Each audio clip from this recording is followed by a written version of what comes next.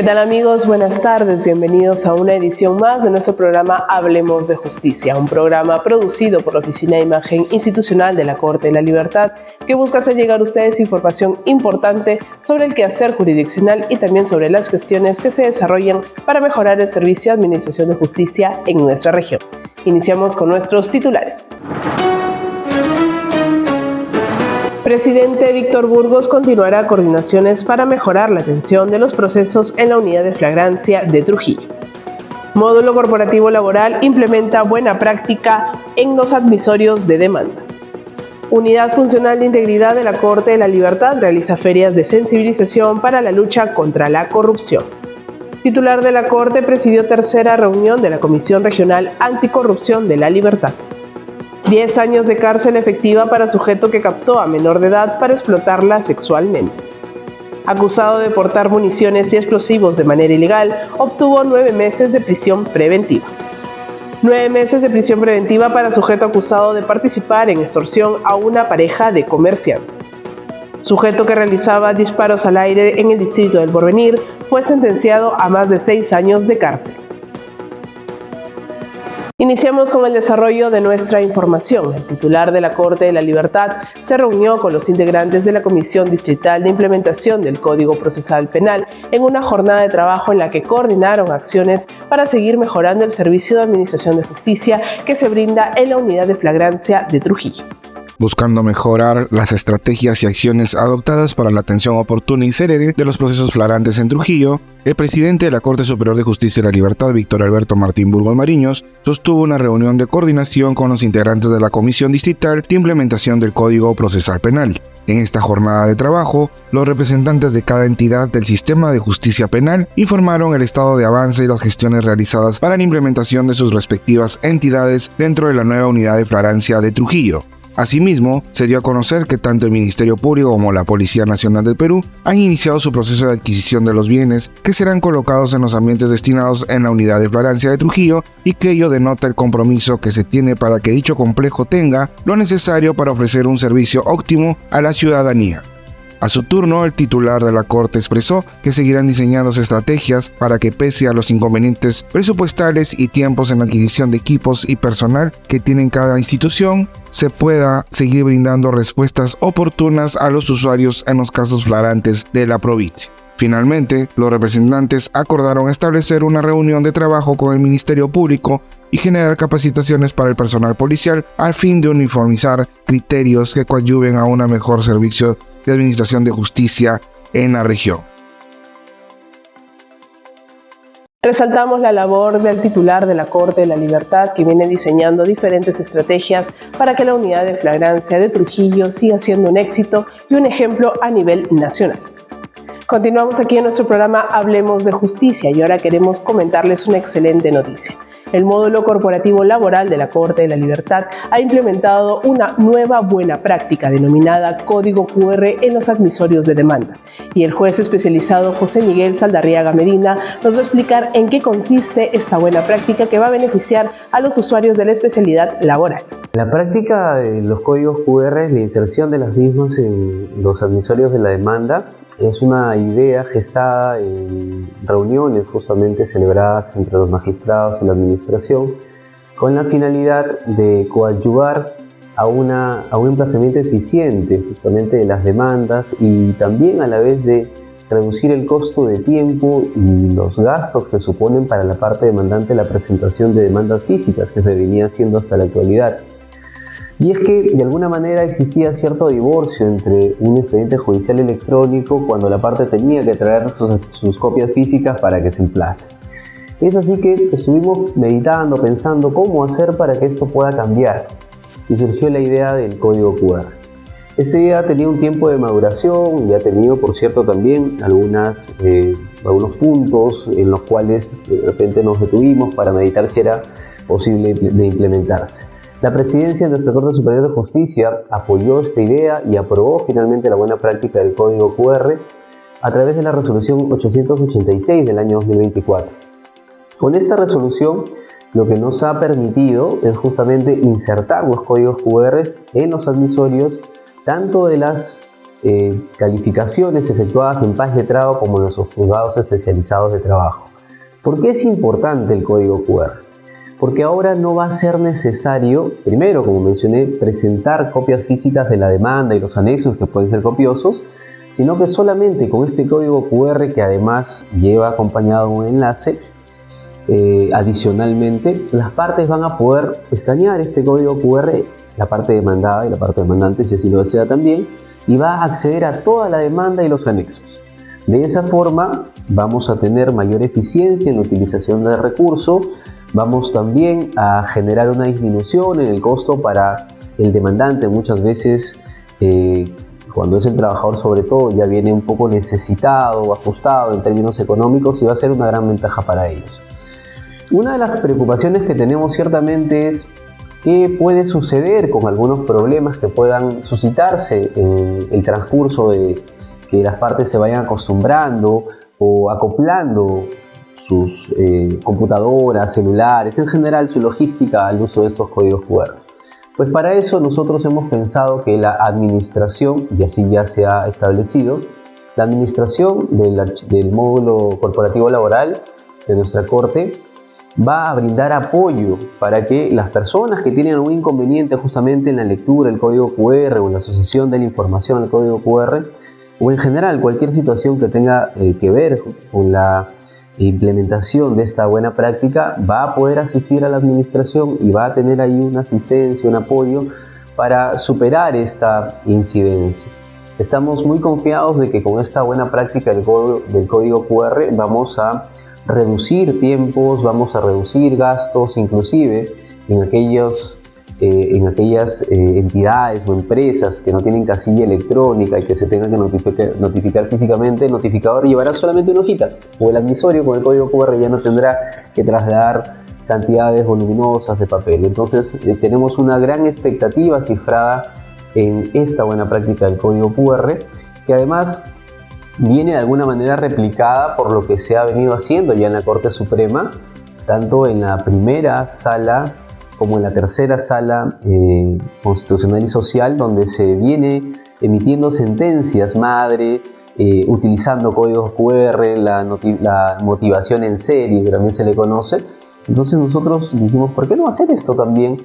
No quizás a nivel de motivación, porque la nueva ley procesal del trabajo tiene algunas diferencias con la ley contenciosa administrativa en este punto, pero sí utilizando la tecnología como un pilar del nuevo proceso laboral para beneficiar justamente y optimizar nuestro proceso, siempre pensando en clave de celeridad, de eficiencia y de beneficiar evidentemente a las partes del proceso. Ahora les comentamos que la Unidad Funcional de Integridad de la Corte de la Libertad, liderada por el presidente de la institución, se trasladó hacia el norte, específicamente a las sedes judiciales de Chepén, San Pedro de Yoc y Paiján, en donde desarrollaron una campaña informativa y de sensibilización para dar a conocer acerca del modelo de integridad que se viene implementando en todo el Distrito Judicial de la Libertad.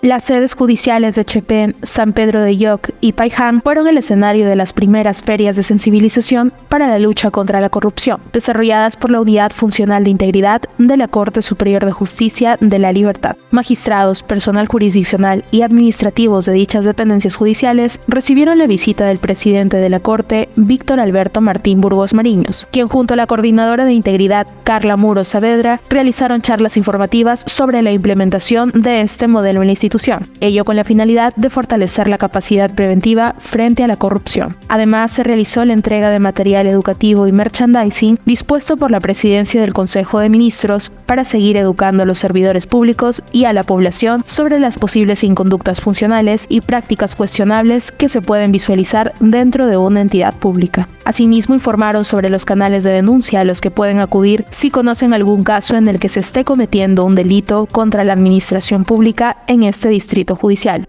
Durante el recorrido, el titular de la primera Corte del Perú republicano reafirmó el compromiso que tiene con la ciudadanía para seguir desarrollando acciones que garanticen un servicio de justicia transparente y eficiente para todos los usuarios. Esta actividad se llevó a cabo como parte de las estrategias a ejecutar para el cumplimiento de los 9 componentes que la Presidencia del Consejo de Ministros ha diseñado para la exitosa implementación del modelo de integridad, con el que se pretende fortalecer el desempeño ético de los servidores públicos y afianzar las medidas destinadas a prevenir y mitigar los riesgos que afectan a la integridad pública.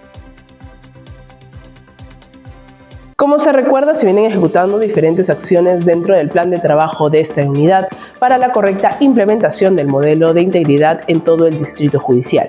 Ello de acuerdo a lo estipulado por la Presidencia del Consejo de Ministros, con lo que se busca seguir luchando contra la corrupción tanto en instituciones públicas como privadas de todo el país. Continuamos aquí en nuestro programa Hablemos de Justicia y ahora la Comisión Regional Anticorrupción de la Libertad se reunió en su tercera sesión ordinaria en la que revisó los avances del trabajo de las Procuradurías de la Municipalidad Provincial de Trujillo y del Gobierno Regional. Asimismo, acordaron realizar una actividad de sensibilización para diciembre de este año. El presidente de la Corte Superior de Justicia de la Libertad, Víctor Alberto Martín Burgos Mariños, se reunió con los representantes de las distintas entidades que conforman la Comisión Regional Anticorrupción, CRAL, para llevar a cabo la tercera sesión ordinaria de este equipo de trabajo. En esta actividad fueron los procuradores del Gobierno Regional y de la Municipalidad Provincial de Trujillo, quienes informaron sobre el desempeño de dichas áreas en temas de sus competencias, así como identificaron las opciones de mejora y dieron a conocer casos emblemáticos relacionados a la lucha contra la corrupción. Ante ello, los integrantes de la CRAL recomendaron la implementación de acciones que ayuden a mejorar la capacidad operativa de las procuradurías a través de una evaluación técnica que determine los recursos humanos y logísticos que estas instancias requieren.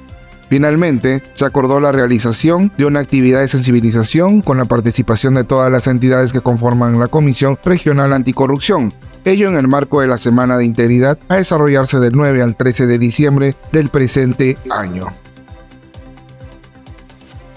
Es momento de ir a la pausa y al retornar tendremos nuestro bloque de entrevistas. El doctor Manuel Oyola Florian tendrá como invitado al juez especializado civil Gabriel Otiñano Campos, con quien conversará acerca de la conciliación judicial en las audiencias preliminares. Ya volvemos. Ingresa las demandas aminorando los costos de tiempo y dinero de los representantes legales de las niñas, niños y adolescentes que solicitan la ejecución de actas de conciliación de alimentos. Utiliza el formulario de demanda de ejecución de actas de conciliación extrajudicial de alimentos para niñas, niños y adolescentes que la Corte de la Libertad ha puesto a disposición para ti. Descárgalo en el siguiente enlace: Corte Superior de Justicia de la Libertad. Mejores personas hacen una mejor justicia.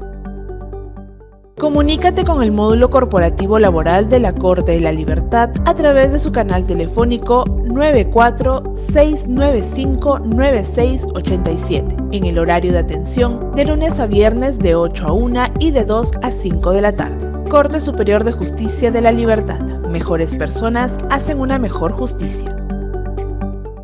Promovamos la ética y la integridad en nuestra Corte. Si conoces algún hecho de corrupción, denúncialo a través de la plataforma digital única de denuncias, denuncias.servicios.gov.pe.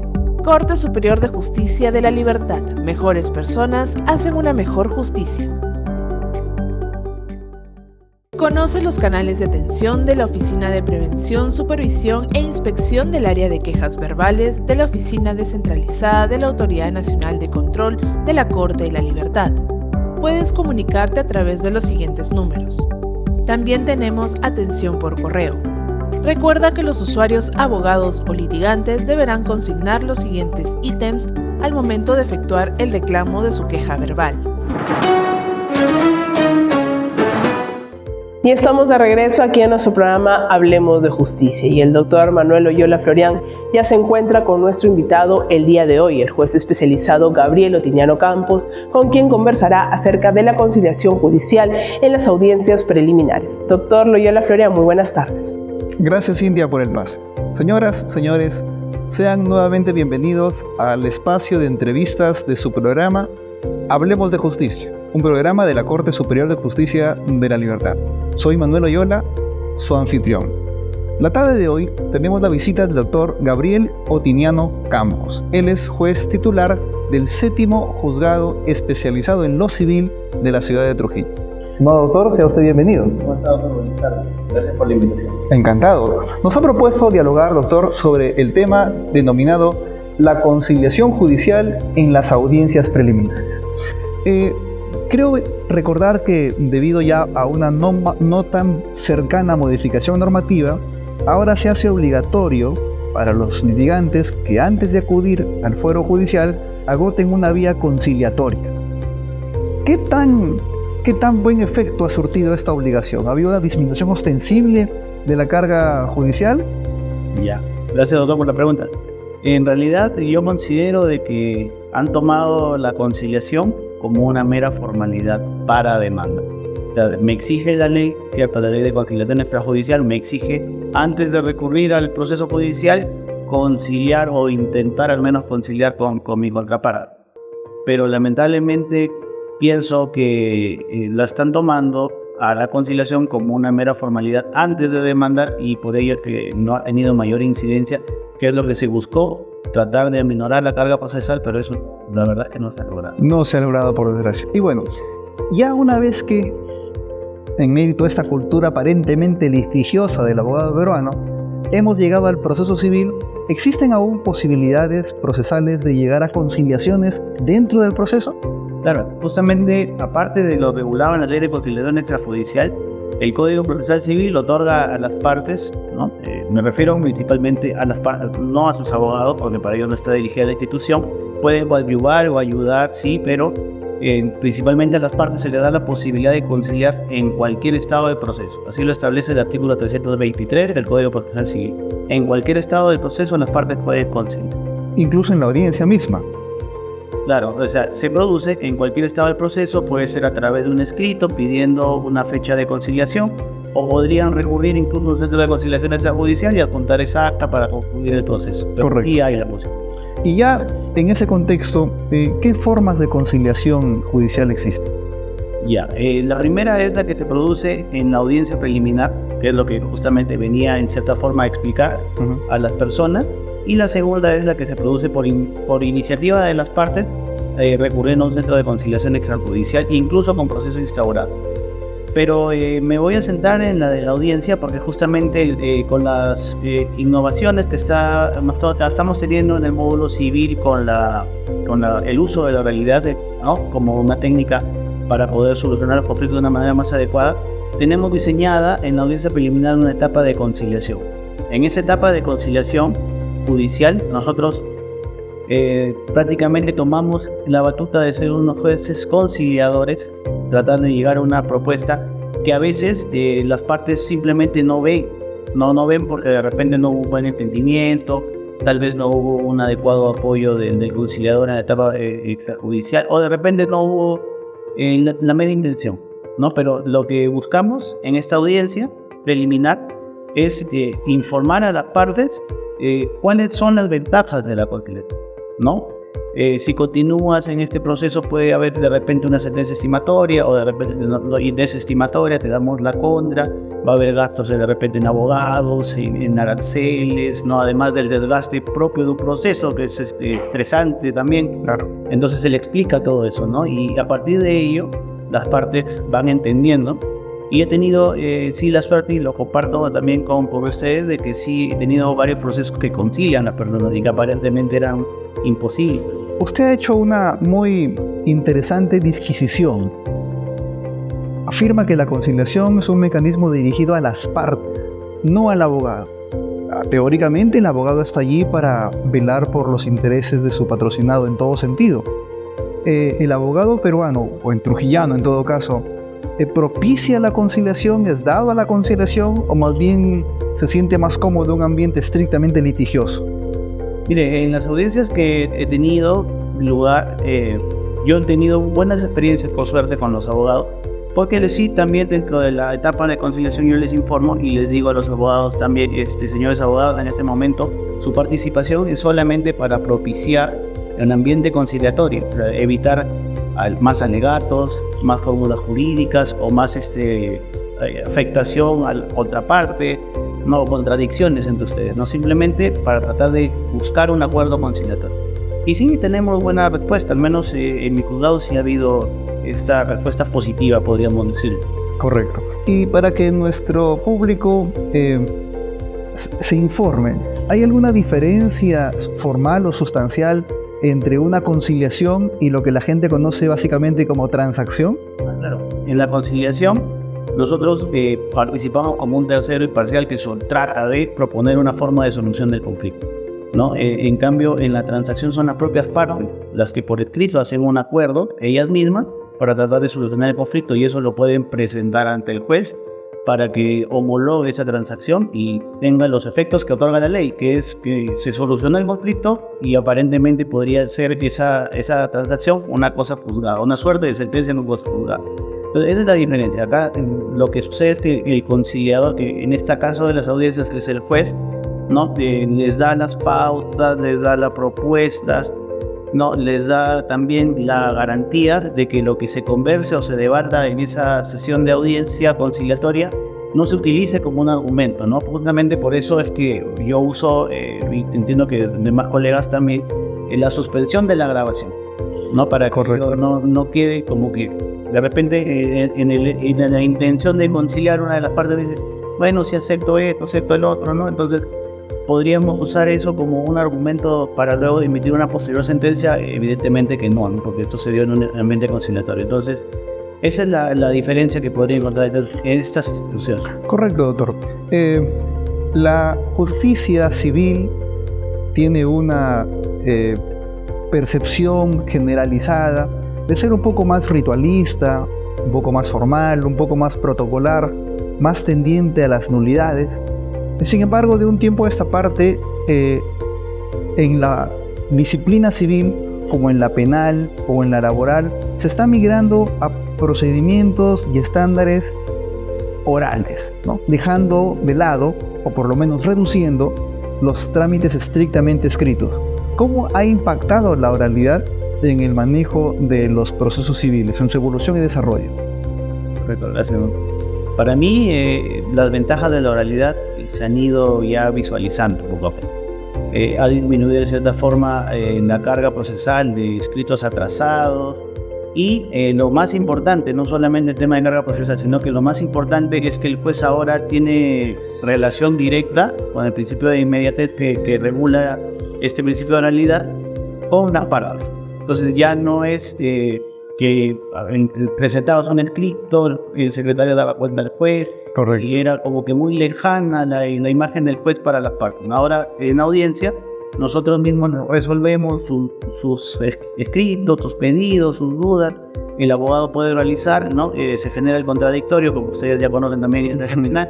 Y ahí es que surgen las ideas, ¿no? Y dentro de esas ideas, no solamente está para el fondo del asunto, sino también para esta posibilidad de conciliación.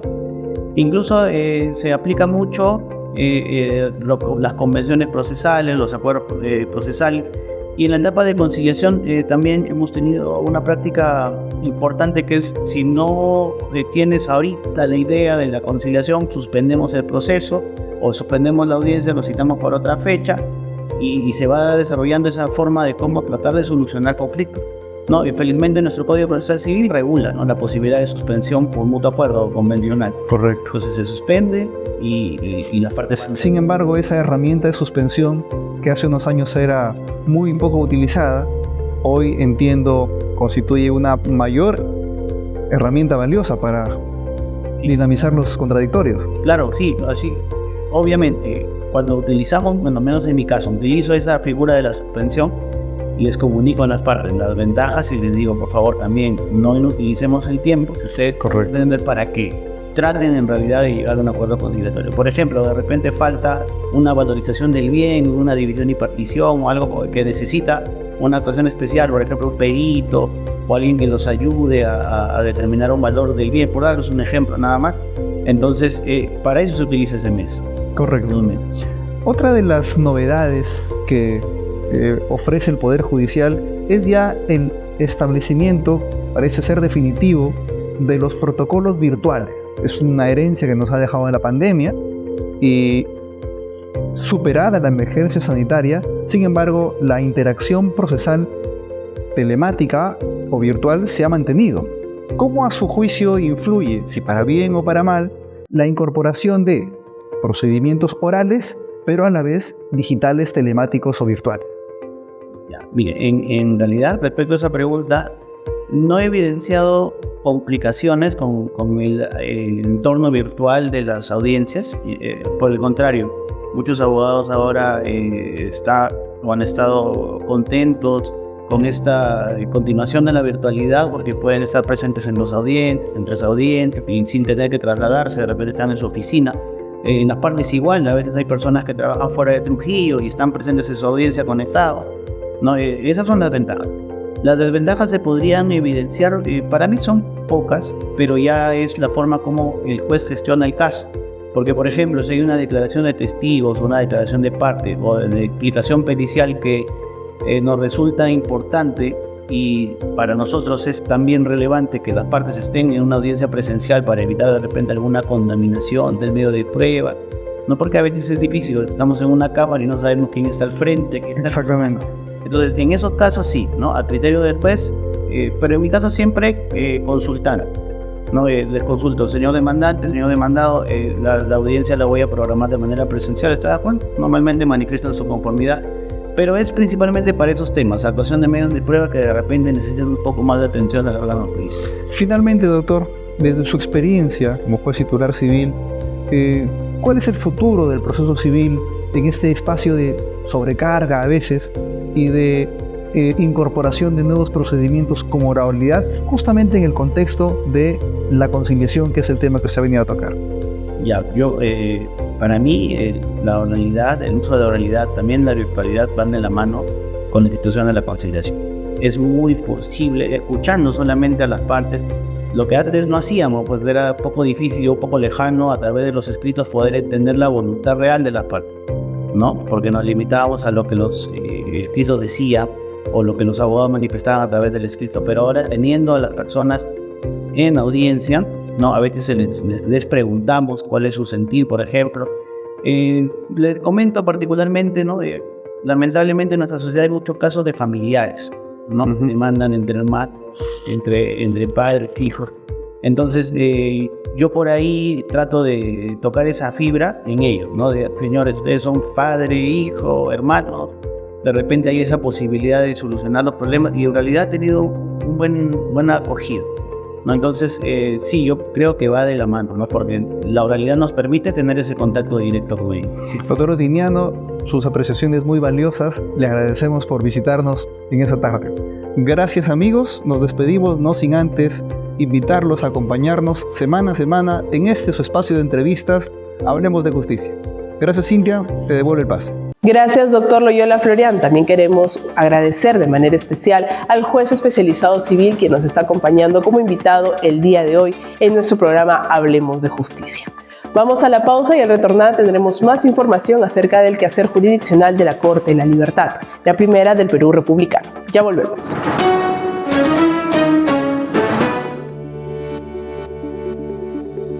Señores abogados y usuarios, a continuación les voy a mostrar dónde queda ubicada el área de atención al usuario del módulo corporativo laboral de la Corte Superior de Justicia de la Libertad. Acompáñenme. El área de atención al usuario se encuentra ubicado en el primer piso, bloque A de nuestra sede de Natasha. La atención que brindamos es la siguiente: información sobre el estado de tus procesos, revisión de expedientes físicos, entrega de cartas fianza y entrega de copias certificadas.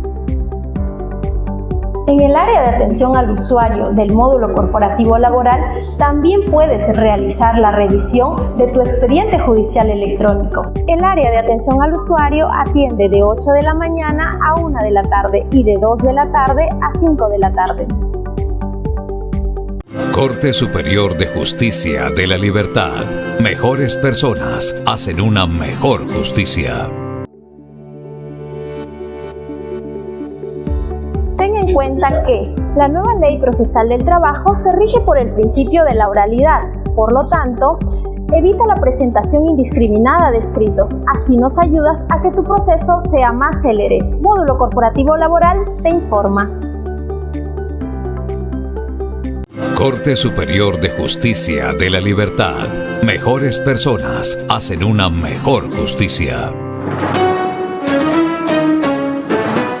Ya estamos de regreso aquí en nuestro programa Hablemos de Justicia. Tras obtener su confesión en la audiencia, el magistrado del segundo juzgado de investigación preparatoria de Trujillo condenó a Jerry Escobar a 10 años de cárcel efectiva por el delito de explotación sexual. Sujeto utilizaba un perfil falso de Facebook para captar a sus víctimas. Jerry Jonathan Escobar cumplirá su condena de 10 años recluido en el penal de varones de El Milagro. Así lo ordenó el magistrado del segundo juzgado de investigación preparatoria de Trujillo, Rosendo Villa Castillo, luego de que en audiencia el ahora sentenciado aceptara los cargos que se le imputaban. A inicios de este año, Jonathan Escobar, utilizando un perfil falso de Facebook, captó a su víctima de tan solo 17 años de edad, a quien le ofreció trabajo como modelo y le solicitó fotografías y videos con poca ropa. Luego de ganarse la confianza de la agraviada, le pidió trabajar como servidora sexual a cambio de ganar 1.500 soles por cada servicio, y ante el rotundo rechazo empezó a chantajearla, diciendo que si no accedía, él subiría las fotos y videos que la menor había enviado antes. Fue la madre de la menor quien, al revisar el celular de su hija, se percató del hecho y lo denunció ante la Divingri de Trujillo, permitiendo su captura luego de que él citara a la agraviada en un hostal del Porvenir para mantener relaciones sexuales con ella. Durante el registro se leyó el celular con el que se comunicaba con sus víctimas a través del Facebook y captaba los encuentros sexuales. Asimismo, se informó que él era cliente frecuente de dicho hostal y que constantemente llegaba con mujeres a este establecimiento. Tras obtener su confesión, el magistrado de la Corte de la Libertad aprobó la terminación anticipada y condenó a Jerry Escobar por el delito contra la dignidad humana en la modalidad de trata de personas, así como le fijó la suma de 10.000 soles por concepto de reparación civil, dinero que deberá cancelar a favor de la agraviada. Ahora les comentamos que 9 meses de prisión preventiva se dictó a un sujeto acusado de portar de manera ilegal municiones y explosivos. Alias Cortadedos intentó escapar por los techos de las viviendas aledañas sin éxito. La magistrada del sexto juzgado de investigación preparatoria de Trujillo, Irma Riverti Chico, dispuso 9 meses de prisión preventiva para Jen García Cipriano, quien es indicado de portar municiones y explosivos de manera ilegal. El pasado 22 de septiembre, efectivos policiales que realizan la labor de patrullaje fueron informados de la presencia de García Cipriano, alias Cortadedos, quien se encontraría en una fiesta exhibiendo un arma de fuego, por lo que los agentes se constituyeron hasta la vivienda mencionada en la urbanización La Rinconada. Al notar la presencia policial, el ahora imputado intentó escaparse por los techos de las viviendas aledañas, siendo capturado por los agentes del orden. Durante el registro de sus pertenencias, se le hallaron 5 cartuchos de municiones y 2 cartuchos de dinamita en regular estado de conservación. Tras evaluar los elementos de convicción, la jueza de la Corte de la Libertad declaró fundado el pedido de prisión preventiva, ordenando el internamiento de García Cipriano en el penal de varones de El Milagro hasta junio de 2025. Se declara fundada la posición de la defensa, fundado el requerimiento fiscal y en consecuencia se impone respecto del procesado Piro Alexander Obregosa Jara el mandato de prisión preventiva con ocasión de proceder en su contra por el delito de extorsión agravada. Por intentar extorsionar a una pareja de comerciantes, Chen Ríos recibió 9 meses de prisión preventiva. Presunto extorsionador sería uno de los sujetos implicados en la detonación de dinamita en la vivienda de los agraviados. 9 meses de prisión preventiva fue la medida coercitiva dictada por el magistrado Carlos Eustaquio Briceño contra Sebastián Chen Ríos, quien es indicado de cometer los delitos de tenencia ilegal de artefactos explosivos y extorsión en grado de tentativa. De acuerdo a los hechos descritos en la audiencia, la pareja de comerciantes que denunció la extorsión recibió no solo mensajes y llamadas en las que les pedían dinero a cambio de no atentar contra su vida ni la de su familia, sino que también los delincuentes explotaron dinamitas en su vivienda hasta en 2 oportunidades con la finalidad de seguir amedrentándolos y conseguir el pago que solicitaban. Tras la denuncia realizada, los efectivos policiales, gracias a la colaboración de un testigo, dieron con el paradero de Chen Ríos, quien sería uno de los sujetos que participó en la detonación de la dinamita a las afueras del domicilio de las víctimas. En el registro personal se le encontró una dinamita con un mensaje extorsivo que aparentemente estaba por llevar a otra de sus víctimas, por lo que los efectivos lo trasladaron a la de Pincri Norte para las diligencias respectivas. Ante las pruebas preliminares y luego de evaluar los elementos de convicción, el juez de la Corte de la Libertad declaró fundado el pedido de prisión preventiva y ordenó el internamiento de Chen Ríos en el penal de El Milagro hasta junio de 2025. Este es el mandato de prisión preventiva por el plazo de 9 meses, la misma que empezará a computarse en el momento que fue detenido el ahora investigado. Una sentencia de más de 6 años de cárcel efectiva recibió Freddy Aredo Ábalos, un joven de tan solo 25 años de edad que realizaba disparos al aire en una calle en el distrito del Porvenir. Joven tenía en su poder un arma abastecida, pero no contaba con licencia para portarla. Por poseer un arma sin autorización de su CADMET y realizar disparos al aire, Freddy Aredo Ábalos, de tan solo 25 años de edad, fue recluido en el penal del Milagro por un periodo de 6 años y 8 meses. Así lo ordenó el magistrado de la unidad de flagrancia piloto del Porvenir, Alberto Cruzado Aliaga. En audiencia se dio a conocer que vecinos de la zona alertaron a los agentes del orden sobre la existencia de un grupo de varones que estaban realizando disparos al aire en una de las calles de este distrito. Al llegar al lugar, los efectivos aprendieron a Aredo Ábalos, quien intentó esconderse al interior de una vivienda. Tras su registro se le encontró un arma de fuego abastecida con 9 cartuchos, por lo que fue trasladado a la comisaría para las diligencias respectivas. Ante las pruebas fehacientes de la comisión del delito en flagrancia, Freddy Aredo aceptó los cargos que se le imputaban, sujetándose a la terminación anticipada de su proceso, por lo que el juez del primer juzgado de investigación preparatoria del Porvenir de la Corte de la Libertad lo condenó a cárcel efectiva hasta mayo de 2030 y le impuso el pago de 3.000 soles por concepto de reparación civil. Hemos llegado a la parte final de nuestro programa Hablemos de Justicia y queremos agradecer a cada uno de ustedes por acompañarnos cada semana a través de nuestras redes sociales. Nos reencontramos el próximo viernes. Permiso. Corte de Justicia de la Libertad, 2 siglos de historia, 2 siglos de justicia. Desde 1824, la primera Corte del Perú republicano.